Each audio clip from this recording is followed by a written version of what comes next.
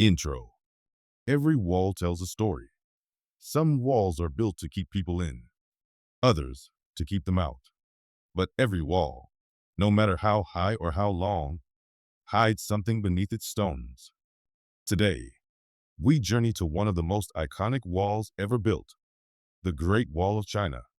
In the cold breath of the northern winds, where the mountains of China rise like ancient bones breaking through the earth, there stands a wall. Not just any wall. This one snakes across deserts, valleys, and hills for thousands of miles. Stones upon stones, bound together not just with mortar, but with blood, sweat, and unrecorded sacrifice. The Great Wall of China is one of the most recognizable structures in the world. Yet behind its grandeur lie secrets not carved into tourist brochures, myths buried beneath centuries of imperial conquest, rebellion, and forgotten voices. We often look at monuments as testaments to greatness, assuming they reflect the glory of the civilizations that built them. But who tells that story? And more importantly, whose story is left untold? Long before the wall became a symbol of Chinese pride, it was an idea born of fear.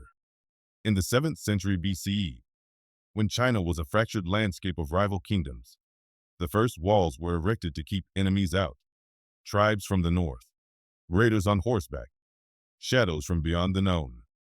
But these early walls were modest. It wasn't until the rise of the Qin dynasty, around 221 BCE, under Emperor Qin Shi Huang, that the idea of a united wall, an empire-wide barrier, took form. He ordered older walls to be connected, reinforced, and expanded, dreaming of a spine of stone that would defend the body of China. Yet, for all the might of his empire, the cost of that dream was immeasurable. Tens of thousands of men, soldiers, peasants, convicts, and enslaved peoples were conscripted into brutal labor. They dug, hauled, and died under a sky that did not care. There were no unions, no protections, no memorials. It's said that for every meter of the wall, a life was lost. The bones of the workers, too exhausted or broken to survive, were buried near or within the wall itself, turning it into both fortress and tomb. Folk legends call it the longest cemetery on earth. This story is not unfamiliar. Across continents, across centuries, we see it. People whose hands built empires, yet whose names are erased from the glory they erected. The Great Wall stands not just as a monument to Chinese ingenuity, but as a scar, a silent testimony to the lives sacrificed without consent. In that way, it echoes the cotton fields of the American South, the gold mines of colonial Africa, the railroads forged by Chinese and Black hands in the Americas. Structures that stand, systems that thrive, but only because someone else bore the weight. And like the stories of the oppressed in the West, the Great Wall is wrapped in myth, sometimes to inspire, often to obscure. One popular tale speaks of a woman named Ming Jianu, whose husband was taken by the state to work on the wall and never returned. She searched for him relentlessly, and, upon learning of his death, wept at the foot of the wall until it collapsed and revealed his bones. Her grief was so powerful it shook the structure itself. It's a folktale, yes, but in its sorrow, it speaks volumes. The wall wasn't just built on labor, it was built on love lost, on families torn apart, on voices screaming into the dust. And yet, there is something deeply human about the wall too, something defiant. While it was constructed under tyranny, it survived empires, revolutions, invasions, and time itself. And not just the famous sections near Beijing, where tourists walk with cameras and marvel at its vastness. No, the wall extends far into remote places, mud brick sections in the Gobi Desert, stone paths that vanish into the grasslands of Inner Mongolia, parts that no map will guide you to, because the wall is not just one wall. It is a system, a network of walls, trenches, fortresses, and signal towers, each shaped by the terrain and history it touched. In some ways, the wall mirrors the diaspora, scattered but connected, fragmented but whole. just as Black communities around the world carry with them the legacy of survival. Through forced migrations, slavery, colonialism, and systemic erasure, the Great Wall carries the echoes of those who were never meant to be remembered. Historians debate whether the wall ever truly served its purpose. Mongol armies and other invaders broke through it more than once. Trade passed through it. Ideas slipped over it. So was it really a barrier?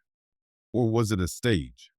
An ever-evolving testament to a civilization's fear of the other, and a symbol of how fear builds things just as much as hope does. In modern times, the wall is a national treasure. It draws millions of visitors each year. It has become a point of pride for the Chinese people, and rightfully so. It is majestic. It is enduring. But among its restored stonework and museum placards, there is little room for the unglamorous truth that it was built, in large part, by those who had no choice, for a goal they did not share, in a language that didn't speak for them. And in that truth, we find reflection. We know what it means to build something we do not own, to contribute to a nation, a culture, a legacy, and still be excluded from its full embrace. We know the pain of being used as scaffolding, only to be discarded once the structure is complete. But we also know resilience. We know that survival in the face of erasure is its own form of protest. That dignity, once denied, can become the most powerful act of reclamation. The Great Wall is both a wonder of the world and a warning from history. It tells us that greatness built on injustice always comes with ghosts. And it urges us to look deeper, beyond the stones, beyond the legends, to see the humanity etched between the cracks. Even today, the Great Wall continues to hold its secrets tightly. Beneath the polished stories are forgotten stretches, hidden walls buried in forest, swallowed by desert, or left to crumble without preservation. These lesser-known sections speak volumes. Some were built not to defend from outsiders, but to divide internal enemies. Walls meant to keep neighbors apart, to suppress revolts, to hold back not invaders, but fellow Chinese people. There's something deeply symbolic in that. A wall meant for unity, used instead for division. For generations, people walked along it as watchmen and prisoners alike, some standing guard for an empire, others punished by the same power they were born into. Even the bricks themselves tell a silent truth. In some areas, glutinous rice was mixed with lime mortar to strengthen the construction. It worked. The rice helped the wall endure centuries of erosion. But imagine this. Rice, the grain of survival, transformed into cement for a wall that symbolized control. We know this story too. It is the story of survival repurposed, of culture, strength, and community being co-opted to reinforce the very structures that suppress. So many Black stories echo this same contradiction. How language, music, art, and spirit are borrowed, praised, and consumed by the mainstream, even as the people who birthed them are denied space, justice, or peace. But still, the wall endured.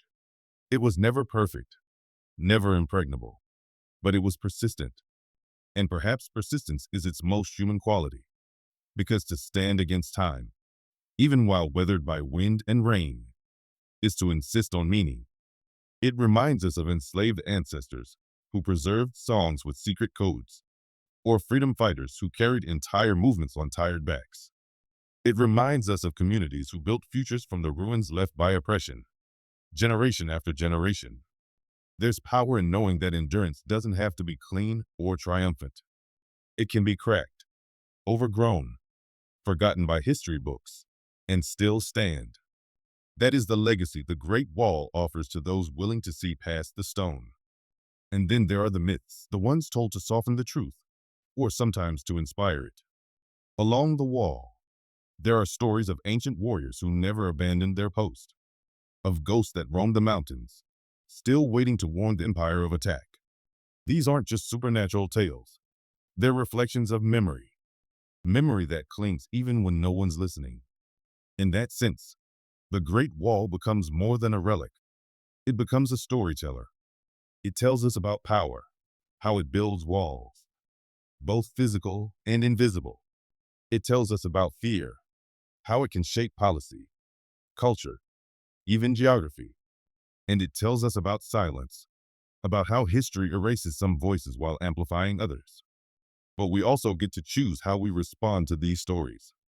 We can walk the wall today, not just in tourist spots with panoramic views, but in the shadows, where weeds grow through the cracks and no crowds gather.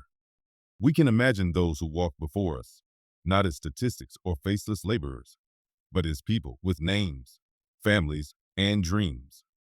People who might have sung while they worked, who shared stories at night to hold on to hope, who fell asleep aching but determined to survive.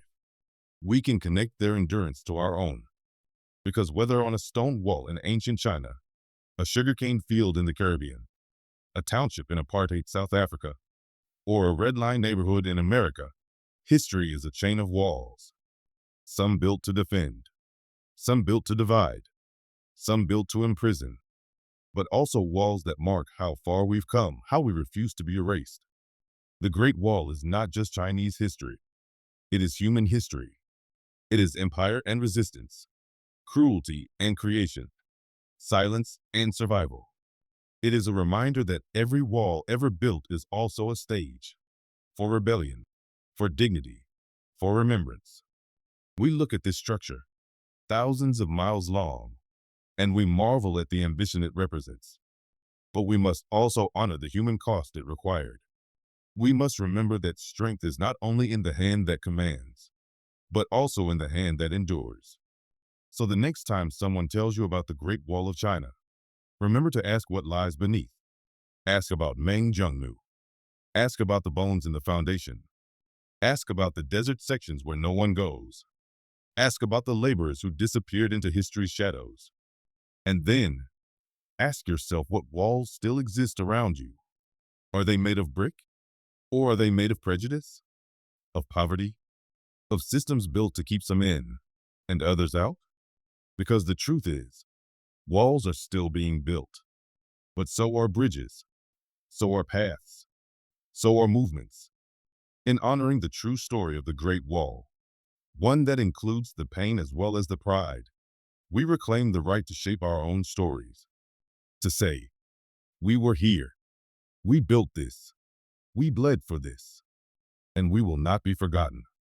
The Great Wall may stretch across the earth, but the deeper wall, between truth and power, between memory and myth, runs through the heart of every people who has ever had to fight for their story to be heard. We are those people. And just like the wall, we are still standing. If you enjoyed this journey, give us a thumbs up, subscribe, and hit that bell so you never miss an adventure into history. Thanks for watching, and I'll see you in the next video.